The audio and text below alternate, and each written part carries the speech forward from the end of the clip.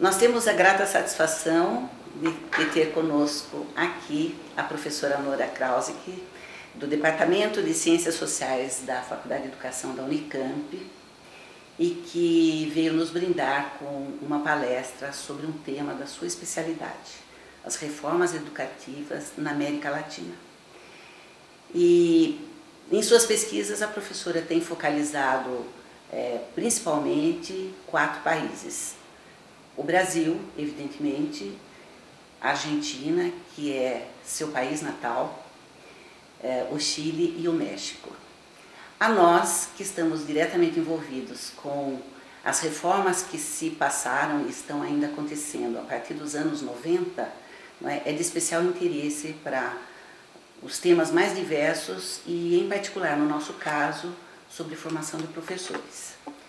De todo modo, é importante sublinhar que as reformas, de modo geral, que vem acontecendo nessas 2 últimas décadas, elas constituem um pano de fundo efetivo daquilo que se passa nos outros setores menores desse contexto mais abrangente. Então, eu gostaria que a professora Nora nos dissesse, nesta breve entrevista, que traços chamaram mais a sua atenção nesse estudo comparado entre os 4 países e que, digamos assim, sucintamente poderíamos chamar de convergências e divergências. O que aproximam mais esses países e o que os distanciam ou criam suas próprias identidades? Bom, no princípio, boa tarde. Muito obrigada pelo convite. Eu gosto de poder discutir e debater com os colegas as pesquisas, é assim que a gente vai construindo o conhecimento.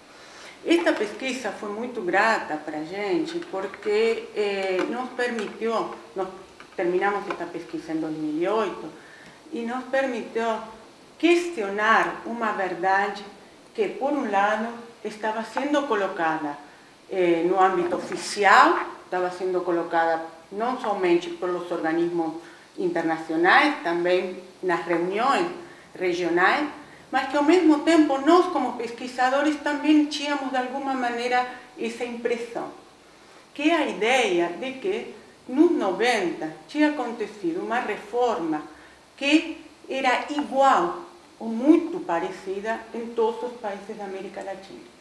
E não somente que a reforma era muito parecida, como que as consequências, os resultados dessas reformas tinham sido as mesmas. E então nós passamos a falar, eu digo nós em um sentido mais genérico, a falar da América Latina como um todo homogêneo.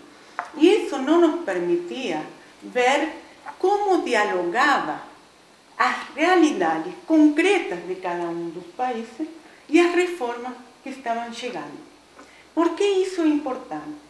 Porque as mesmas políticas em distintos países, segundo a historicidade desse país, vão dar resultados distintos. E é isso que nós conseguimos observar na pesquisa. Nós não sabíamos se isso tinha acontecido. Então, o grande desafio desta pesquisa foi, em primeiro lugar, conhecer os países. E isso foi muito difícil. Por isso, esta pesquisa eu fiz junto com a professora Vera Lúcia Vieira, que é uma professora de História da PUC São Paulo. A presença de uma historiadora foi fundamental. Isso não quer dizer que tem que ser historiador para fazer estas pesquisas, mas sim quer dizer que no âmbito da educação nós precisamos uma abrangência de área para poder entender o fenômeno educativo em nosso país e em cada um dos outros países. Nós encontramos como a principal divergência, a primeira questão que nós comprovamos é que, terminados 90, a década dos 90, não podemos dizer que existe na região, ou pelo menos em estes 4 países, um novo modo de regulação da educação. Isto é, não existia, terminados 90, um modo distinto do papel do Estado, claramente definido, assim como tinha sido nos 70, nos 60, nos 50. Então, esta é a primeira coisa, que a intencionalidade da reforma não tinha se concretizado num novo modelo. Em contrapartida, se tinha produzido um forte debate e questionamento ao modelo de regulação ancorado principalmente na universalidade das políticas do Estado, na principalidade do Estado no fornecimento de educação e etc. Mas, constatado isto para a região, nós vimos concomitantemente que em cada um destes 4 países, o que ficou terminado nos 90 foi um modelo de organização do sistema e de regulação distinto. Por quê? Como nós interpretamos isso? Porque a forma de constituição do espaço público e, portanto, da educação pública, ela é muito diferente historicamente em cada um dos países. Então, eu vou dar um exemplo muito simples. Assim como no Brasil nós temos historicamente um Estado que não assumiu, me refiro a um Estado federal, historicamente, que não assumiu a responsabilidade pelo desenvolvimento no século XIX, início e primeira metade do século XX, não assume a principalidade do Estado no desenvolvimento da educação, esse vazio da presença do Estado para a sociedade brasileira se tornou quase naturalizada. E, portanto, a presença de setores da sociedade civil, empresariado e etc., no fornecimento da educação pública, foi visto com certa benevolência, foi bem recebido.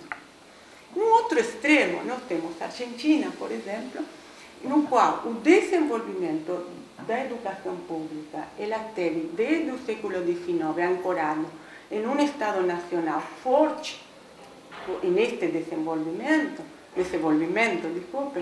que levou a que a sociedade civil não assumisse a responsabilidade como era uma das premissas da década de 90. Pelo contrário, continuasse demandando ao Estado a sua presença na educação pública.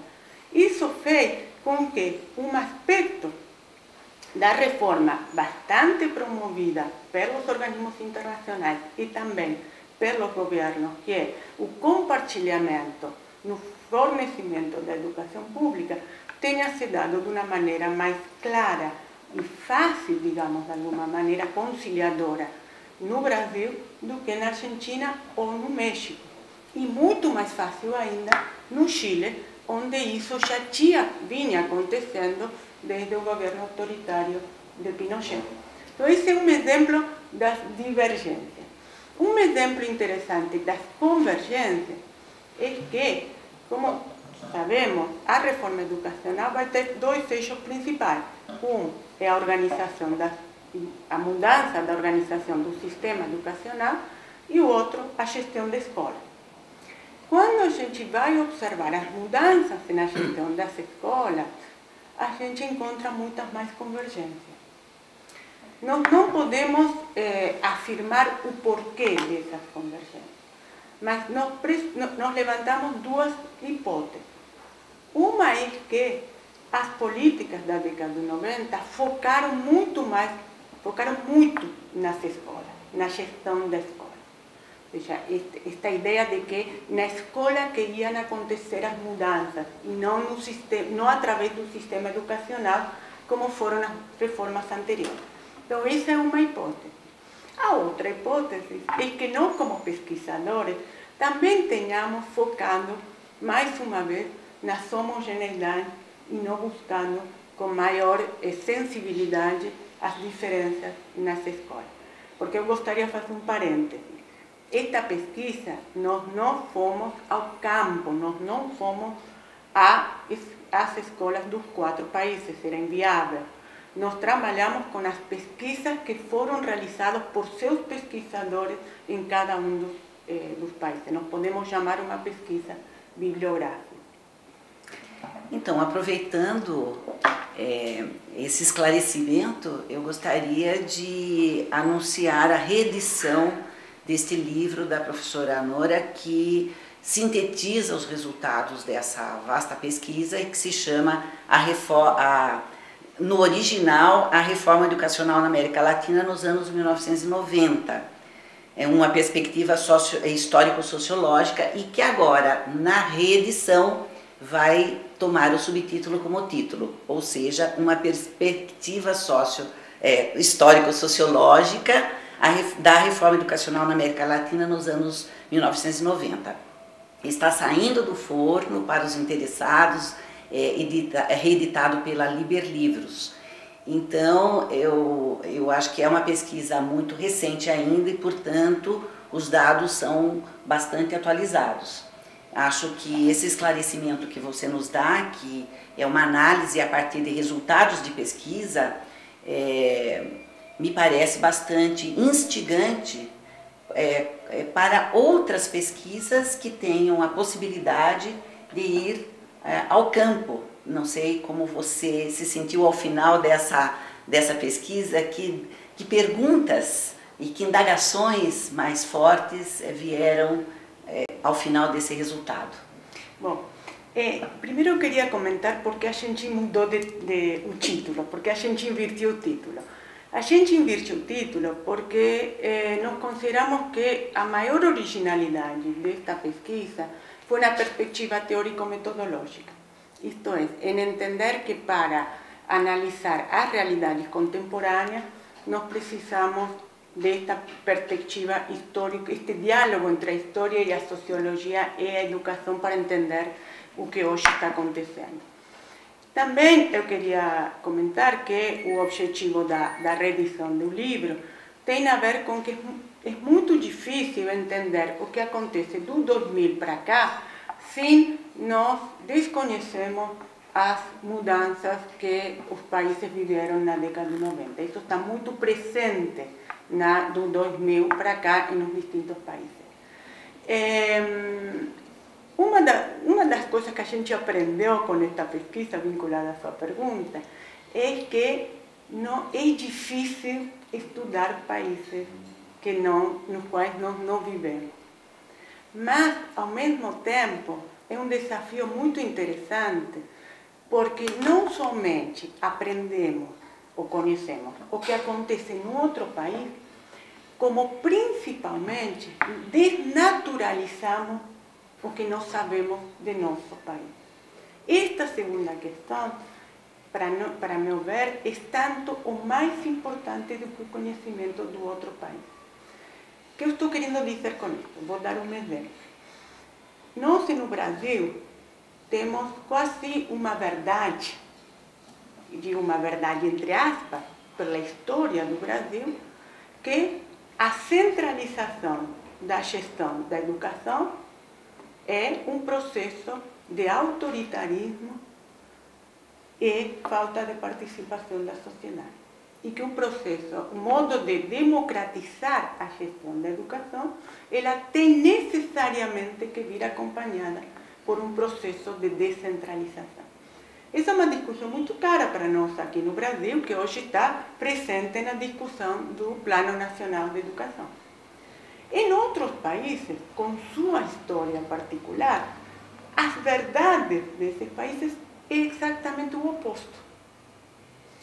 Por exemplo, no caso do Chile e no caso da Argentina, onde estados fortes organizaram sistemas educativos nacionais que garantiram uma educação pública de qualidade até meados do século XX, estes sistemas educacionais foram desmantelados por governos militares que descentralizaram os sistemas educacionais.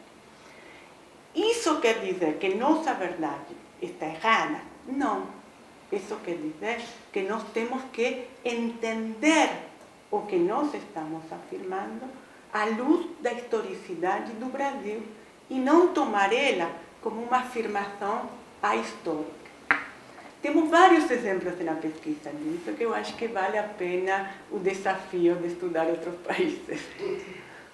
Bom, eu acho que você já trouxe aqui uma série de pontos bastante polêmicos e resultados muito importantes para quem quer estudar América Latina, não é? Educação na América Latina, mas eu não vou prosseguir apenas para deixá-la mais, digamos, à vontade para a exposição que vem logo a seguir na palestra, que você terá uma plateia grande, então em que as perguntas serão mais numerosas ainda. Com certeza. Nós queremos agradecer muito a sua presença e a sua contribuição ao nosso grupo de pesquisa, à nossa área temática de Sociologia da Educação, ao projeto temático que coordeno sobre formação de professores em serviço e que envolve pesquisa sobre a América Latina e, de modo geral, a contribuição a todos os alunos e professores da Faculdade de Educação e, porventura, externos que ficaram sabendo da sua presença aqui. Muito Nora, obrigada. é um prazer muito grande, de fato, revê-la aqui. Não, meu prazer é meu. Obrigada.